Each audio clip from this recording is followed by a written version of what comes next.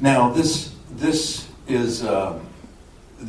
uncovers the seedy underbelly of capitalism, and as I mentioned to the audience before we started, and Martin doesn't hold anything back. He goes right for the jugular. Yeah, at 71. At 71.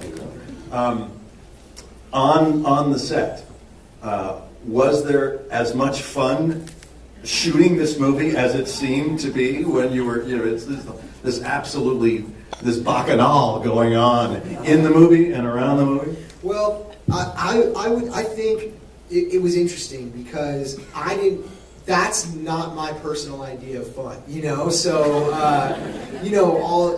to me, we were actually just talking about this before we got here, but it was so fascinating because the thing about Donnie that I hated the most was that he didn't treat people nicely. He was like mean to people, and the kid with the fishbowl, and he throws a cigarette at him, and he makes him cry, and all this stuff, and it's like, it's so ugly. So you were there, and I was so engaged with working with two of my heroes and doing the work, but on the drive home every night, I would feel so guilty for all the stuff I had done during the day. Seriously, because I would just be like, have to speak people so badly, the way they treated women, the way they only cared about money. It just was it was like energetic and crazy, and you were wrapped up in it while you were there, and it was all like adrenaline for 6 months.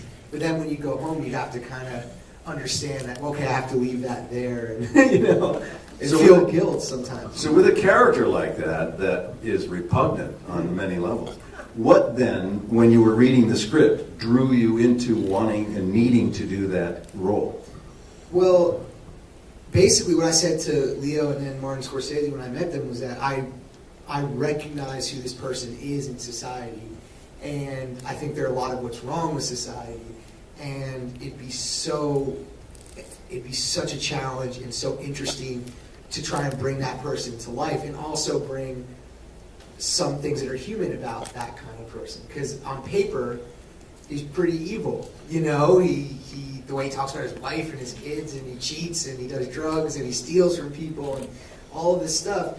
But then there's an interesting thing where you have an opportunity to show that that's also a human being who's also making some really bad choices and in a really bad place in his life. Like, who knows what Donnie's like now? Yeah. If Donnie is still alive. Exactly. Yeah. But it's interesting. It's interesting snapshot of what these guys. If you're given that opportunity, and do you take a bite of the apple and Garden of Eden? It's like the character is developed in people by the choices they make under stress and conditions like this, and these people made those decisions. Greed and avarice and hubris came into play, and it snowballed. Yeah. And they get addicted to the power of it, and they can't stop it. Contributed to the drug addiction as well. Yeah.